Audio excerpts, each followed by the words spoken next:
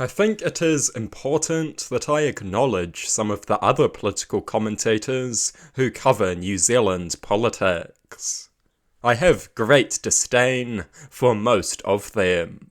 Most of them are revolting people who have no sense of morality whatsoever. Sean Plunket is probably the biggest political commentator on the right. Basically all he does now is cheerleading for Israel. They kill tens of thousands of children, and he squeals with excitement. He rambles about Hamas and the hostages.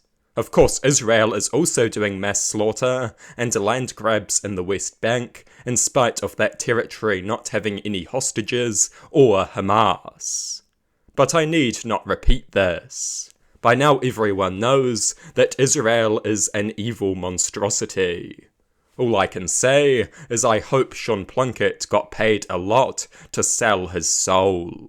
His platform was previously being bankrolled by some rich family. A slight conflict of interest, perhaps. How convenient that the views he promotes further the interests of the rich and wealthy. The only good thing about Sean Plunket is that he does sometimes criticise the political right. He is not a mindless partisan by any means, but he is totally devoid of morality, so don't give him too much credit. If you cheer on Israel's genocidal activities, nothing can save your credibility. Another right-wing commentator who has become a dedicated servant of Israel is Cam Slater, also known as Whale Oil. Cam Slater doesn't really comment on politics. He usually just sits there and vacantly drools. Occasionally he repeats something that he heard someone else say. My dog has more intelligence behind its eyes than he does, and my dog is pretty dumb. Usually he just mindlessly defends Israel. He is one of those people who seems to just adopt the opposite position to the left on any and every issue. So now he is cheering on the mass murder of Palestinian children. Of course, he probably couldn't even locate the Middle East on a map, let alone Palestine or Israel. Annie O'Brien is quite prominent on Twitter. Annie O'Brien is one of those morons who bashes transgender people in the name of women's rights. Of course, she also endorsed Donald Trump, an anti-abortion sex offender who has been attempting to cover up Epstein's trafficking of underage girls. So I find it slightly hard to believe that Annie O'Brien is motivated by a genuine belief in women's rights.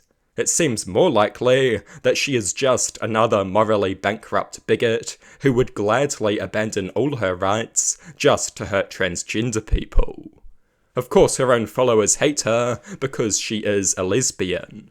It is kind of just sad, to be honest. Desperately trying to make right-wing bigots like you, only for them to hurl slurs at you and call you obese at every opportunity. No amount of transphobia will make the increasingly deranged right like a lesbian woman. It is just pathetic. One of the biggest right-wing channels on YouTube is Whangarei Tim. Whangarei Tim is very racist and very stupid. He regularly makes claims that are just total lies. Claiming that Chloe Swarbrick rigged the 2023 election in Auckland Central. Claiming that the Maori Party was in coalition with Labour for 6 years, when they were never in coalition with Labour, and were not even in Parliament from 2017 to 2020. Throwing slanderous accusations at Green MPs. Constantly accusing his political opponents of being fat. Having a creepy fixation with Chloe Swarbrick's sex life. Whangarei Tim is one of the most unsavoury of the lot. He often criticises Chloe Swarbrick for being on prescription medicine. Apparently, this makes her some kind of drug addict. But Tim uses a picture of alcohol as his profile picture, so he isn't really in any position to make accusations. I think there is a high likelihood that Whangarei Tim is a bitter and lonely old alcoholic. It is hard to not get that impression when watching his pathetic videos.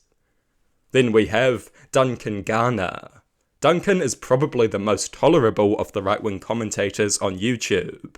He's one of the few who isn't pure evil.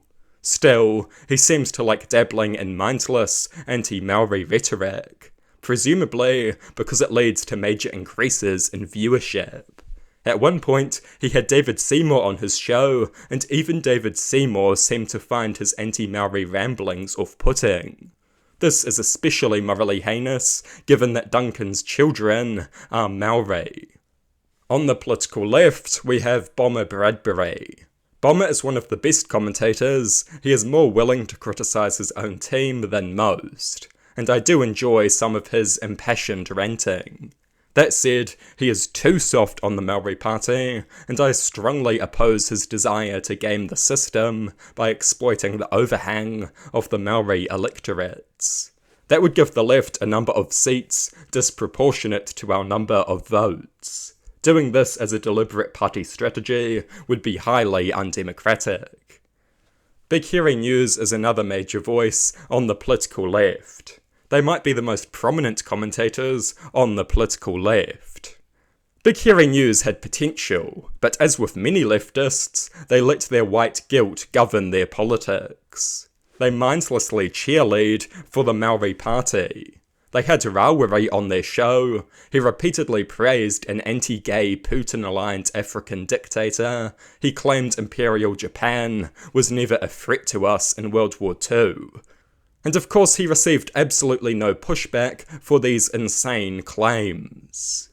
The BHN community is also a festering pit of white guilt, and they seem to think I am an evil fascist, which is quite funny. One of the other prominent left-wing channels is Aotearoa Liberation League. Once again, these guys are very closely aligned with the Maori Party. They think Chris Hipkins is racist and sexist because he called Tamitha Paul's police abolition ideas stupid. They mindlessly repeat Kremlin talking points, blaming the Russian invasion of Ukraine on NATO, and pretending that Ukraine is infested with neo-Nazis. That tells you basically everything you need to know about them. They have no credibility whatsoever. Political commentary in this country is in an appalling state. Most of the commentators are partisan idiots who seem to have no serious values.